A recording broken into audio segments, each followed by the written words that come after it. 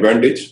Your association with IS Gurukul, your being part of this institute, which is good. So you have this advantage. Please use this advantage, and you also made this right choice. In fact, so you made a right choice. You could be very happy about it. I mean, so have that. So be very confident about it, and I also wish good luck for every student in IS Gurukul, and I want you to go about this strategy to have a clear strategy with take tests in prelims, see your scores, and that's very important. And then also when it comes to mains, please focus on optional and essay. Also, to make sure that you finish the paper in 3 hours, along with all the aspects which you want to mention. So please do justice to every question. Please do not write very good answers in few questions and then not so good answers in others. So to those students who chose sociology, it's a great optional. Although I'm not somebody who would analyze which optional gives good marks. In fact, I do not know. In fact, when I chose sociology, I never knew that this would give me marks or anything. But if you go through this year's results, the second most optional is sociology. In fact, it gave a lot of good ranks. So the 2 ranks above me were also sociology.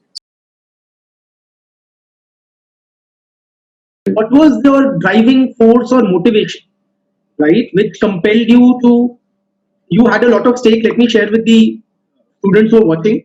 So Surya was earning very handsomely, right, and he has had a good academic record. He was 4 years into his job, so he had a decent package, and he left all that and started preparing full time for civil services. So what exactly was that driving force which made you make that decision? I always had this motivation to join civil services. In fact, I wanted to take this up soon after graduation. But even in the year of my graduation itself, my father passed away. So I took up the job, and it took me time before I resigned. So that was one reason why. So that motivation was always there. But I wish to tell students one aspect with respect to motivation, because I believe there must be interest in subject, but I don't think that it's motivation which will drive students to get a rank or secure a rank. It is more to do with discipline rather than motivation. So because motivation maybe stays in the morning but goes away in the evening. So it doesn't stay with us all through the day, or it's very tough to sustain it over, because civil service is one such exam which requires a sustained effort. And I can see many people who have really put in hard work, who have toiled, who have invested all their time in this exam, but still couldn't make through. So I wish to say that it is also to do with the discipline, because my day all through this preparation used to start in a certain way and used to end in a certain way, and it was the way all through. So you were able to maintain that particular lifestyle for the entire duration of the preparation, yes? Yeah. And to maintain that sustained effort, I use mock tests as a platform, because when I used to read a subject, I used to write a test on it, any test. So I used to write that. So when I used to score good in it, that's a motivating factor for me. Absolutely. So I get a good rank, and then I say, oh, I'm doing well. So if I sustain this, so I believed in it. So I believed that, yeah, I would have a disciplined preparation. And if I do this, I believe that it would result in a rank. So I never had self-doubt. I never feared failure. So that is the reason why I think that it made a difference in achievement. And what are the biggest hurdles that you encountered in your preparation? Can you please share with us?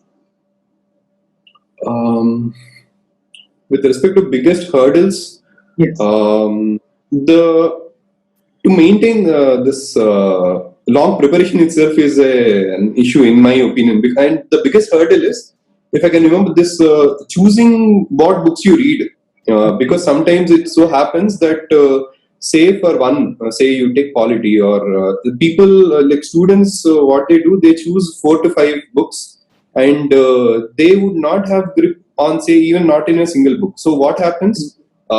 They do not stick to a standard source. So they have a lot of knowledge. They would read a lot, they spend time a lot. But when, say, a question is asked in mains, we hardly have 7 to 8 minutes to answer the question. So if they say they would have done as much research as doing a PhD in it, they would maybe not recollect every aspect, because there would only be 4 to 5 points which are important and which should be mentioned. So I wish to tell this to students that please stick whatever source you find which covers the entire syllabus. Say if you find a book in polity or any other subject which covers the syllabus, please stick to it. Please prepare a notes, your own notes with important points, whatever you like to recollect, and please revise it 4 to 5 times, so that you know your points when some question is asked in the exam. This is very crucial for mains. So that and then take tests, and taking tests is as important as preparing, in my opinion. In fact, it is more important, because there are many people who know who have read the books which are available. So these are the main hurdles which I think this should change, because this is very simple, because we make the preparation complicated by including everything which is unnecessary. So I think In fact, one of the things about UPSC preparation is there is a plethora of good sources available. So that's literally mind-boggling for the student to select the right books, right? correct. They Now, can select a source which they feel good. So yeah, correct. any source. Which portion of the UPSC syllabus you found academically most challenging?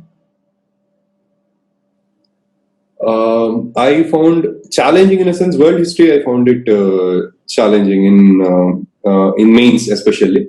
Yes. But one of my best answers were in world history.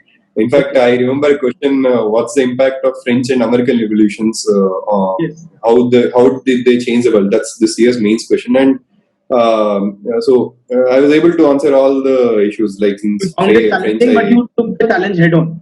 Yeah. Yeah, head on, and I was able to answer it because water in it. So, but that syllabus as such, I found it challenging. But questions are very proper in world history, is what I feel.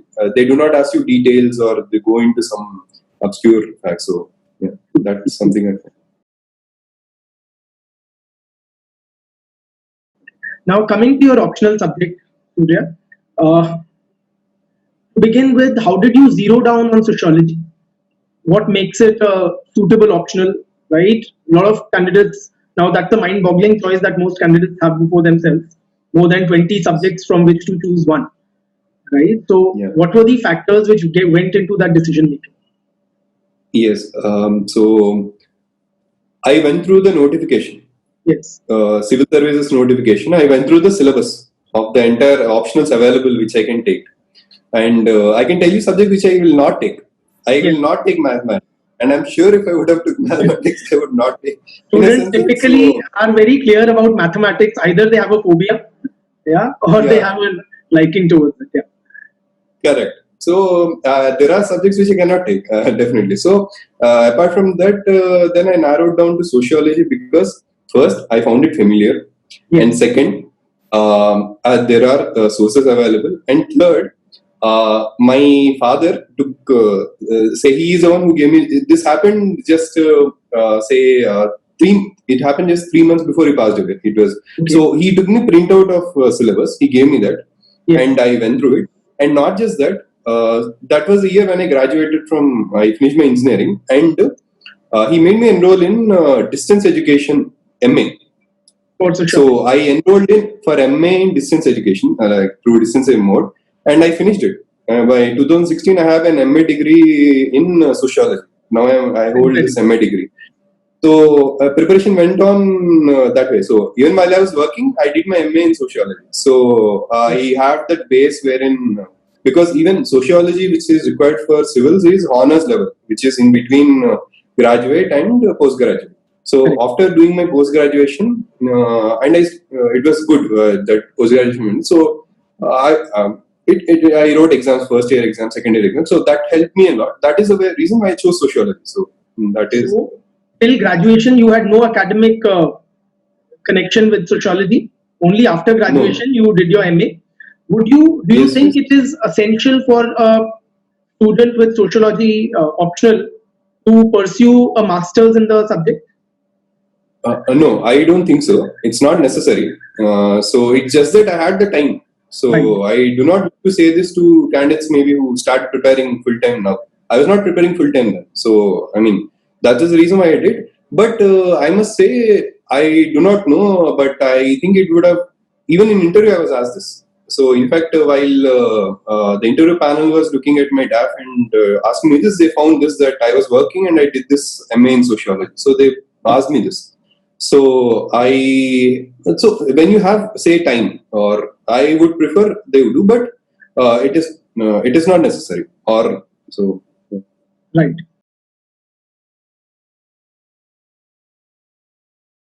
Another thing, Surya, please tell me, did sociology optional help you in other portions of the syllabus?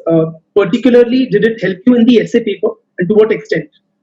yes, a great extent.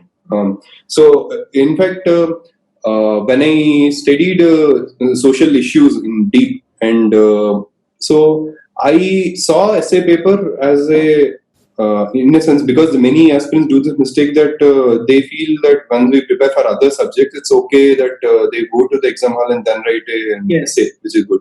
Yes. So I did not do that. I made notes for essay also. So I made, in fact, for topics, I made a list of exhaustive list of topics which could come. In fact, education was one such issue which I made, and that essay has come in this year, which I written. So I made notes for it, and my study of sociology helped me in having multiple perspectives. So I was able to appreciate in the essay not just the point which I believe in, but points which I don't believe in. And so I was able to present the other side of the argument also in a very logical way with reasons. So I that helped me mostly. Your essays became richer in content, right, because of the multiplicity of perspectives. Another thing, a lot of students, they typically do not prepare specifically for the essay paper, as you mentioned, right? And you did that, and possibly that is what made the difference between Yes. a person's success and otherwise, right? Yes. Great. So optional and essay, they're very important. Optional and essay will determine the score in mains, because in GS, okay, you have to do very well in GS, but the scoring aspect is in essay. It makes huge difference. There will be people with large margins in essays. So Absolutely.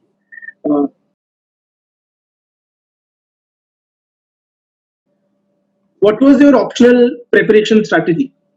How did you go about preparing for sociology for UPSC? most important aspect, which that is part of my preparation strategy for optional, is answer writing. Correct. I chose how to I used to write answers within a time frame. So I used to take this 3-hour test, write answers, and then I used to analyze first. So where what I could improve, or whether I'm able to finish it on time, all that. So I made few strategies such as what question I should write first, and how I should write it. How should I give an introduction? How should I give a conclusion? What are the thinkers I should mention? Say if in sociology some issue comes up with the topic on which they are, so different multiple perspectives and such. So that notes helped me in a sense. That is helped me. And later, before when I was giving just before mains, I enrolled for a test series, and so I received feedback. So based on that feedback, and so I feel this answer writing is crucial. It is not to do with your preparation, or it is more to do with your answer writing than what you study. And one more, if I can take a minute, I feel, especially with respect to optional, if you analyzing these two papers which we wrote in sociology this year, Yes. their questions are very dynamic. Yes. So they come from areas where you do not expect. There are questions which are very general, or which do not say you write some answer in the notes and then reproduce. There's nothing like that of that sort. So I would suggest students first they would be prepared. All the students would be prepared for such questions, but please write answers with a free mind. Absolutely. So please do not try to reproduce what you have read. It is perfectly okay. So when you write with a free mind, there would be a flow in the answer. Correct. So you give a proper introduction and then go to points and then give a conclusion. And even if you do not write what you have read, it's okay. But you have this because subconsciously we develop this when we have when we have grip on the subject, we develop that ability to write a good answer, which most people don't appreciate or they don't realize about themselves. So when you write with the free mind, such good answers, your best answers comes up. So give examples. I linked examples with sociology. Whenever an issue comes up, I made sure that I give an example in every question and apt example. So when I explained that example, it definitely even the evaluator would feel interesting. So it would not be a boring answer or something which I reproduce just from the standard book. So I think that made a difference. That is very important. And some degree of thinking on your feet is required, no matter how well prepared you go into the examination hall, because you have to respond as per the language of the question. Yes? Correct. Very much. Yes.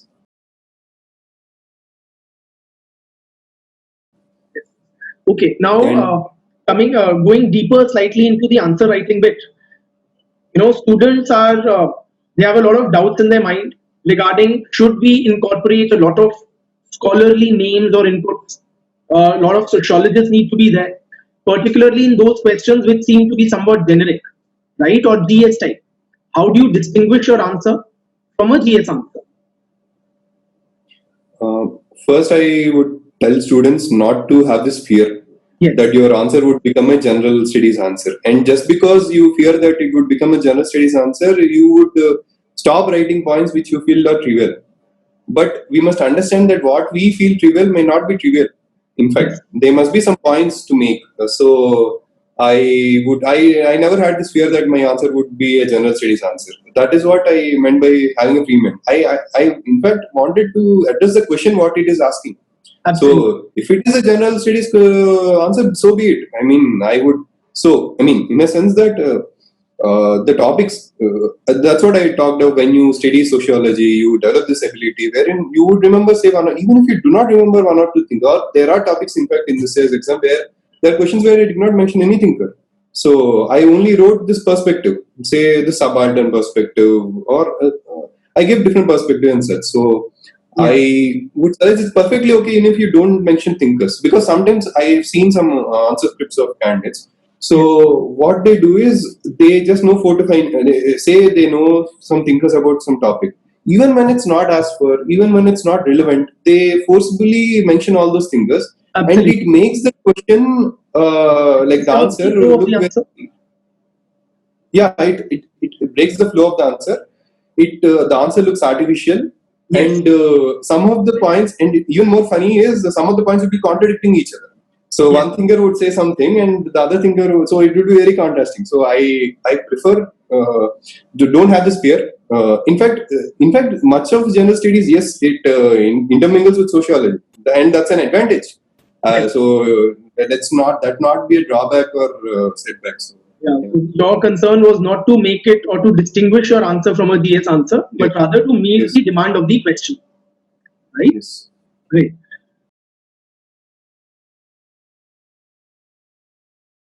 Okay.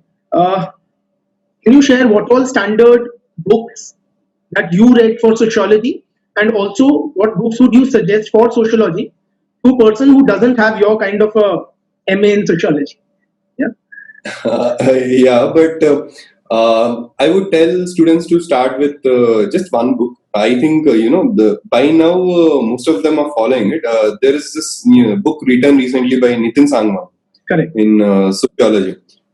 It covers aspects like much of the topics. So it's a very good book to start with. In fact, if I were to suggest one book, I would suggest students to finish that book, Nitin Sangwan, in full. Very full. In fact, I can tell you, I remember every part of the book.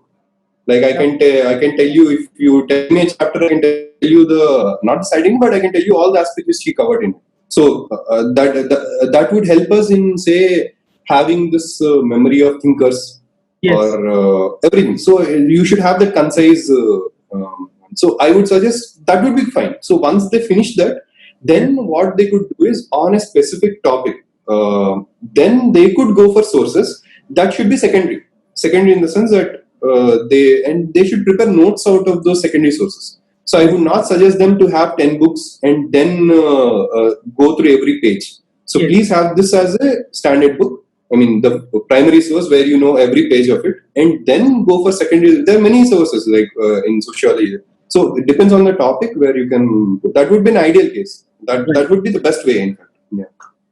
Okay.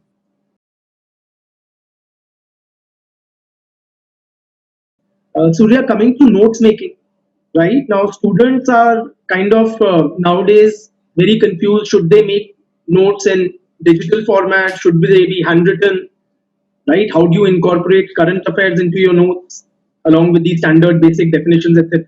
So, can you share your notes making strategy, particularly for the sociology of?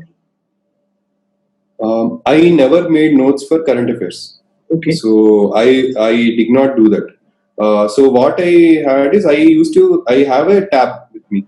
So in the tab, when I have an online version, I used to underline important aspects, important parts in it. So because I saw few people making current affair notes every day, so I feel that it would take a lot of time. I would not prefer that. I want them to read newspaper. I want them to say highlights and all, but not current affair notes making. But what I did for notes making is I would take the important crux of the chapter or the crux of the issue, and only that I would write. I would not write every detail. Even if I would write a word maybe of the thinker and his perspective, just like that. Okay. So my notes for a chapter would not run more than 3 pages maximum. So that would be very short, and that would be very precise. And also that is especially for optional and GS also I made notes. And also for current affairs, not regarding the daily current affairs, but say legislations, Yes. the acts which are passed, I made notes for it.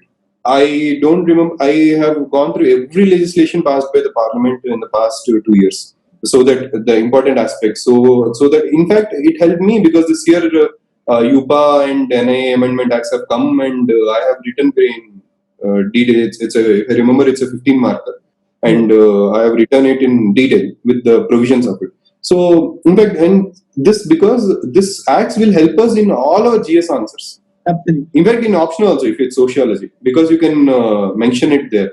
So this is something which is, and that is one more advice which I want to give you. Please do not see one aspect as belonging to one paper or anything like that. So you can mention these are relevant. So I did that. So that way I have a notes with me, all these. So I prepared it in a very concise and short way. And after the prelims, was it these your handwritten notes which you primarily relied upon for revision? Yes, it was handwritten notes primarily I relied upon. I also went through standard books, Yes. but after prelims, what I did was I did not start studying 2-3 subjects in a day. I did not do that. What I did was I used to study only one subject. That is my own preparation. I would not tell that that is the way one should prepare. But I am more comfortable with say one chapter, next chapter finishing, and that way. So and once I finish, I used to take a test.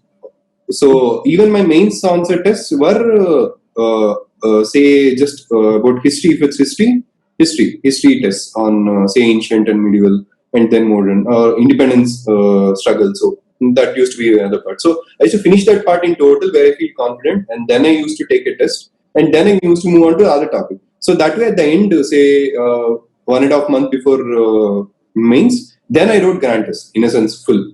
So then I was able to improve my scores drastically in a sense that because I would have command on all these subjects. So I mean, in a sense, I finished them. So I don't prefer them to take grand test right away.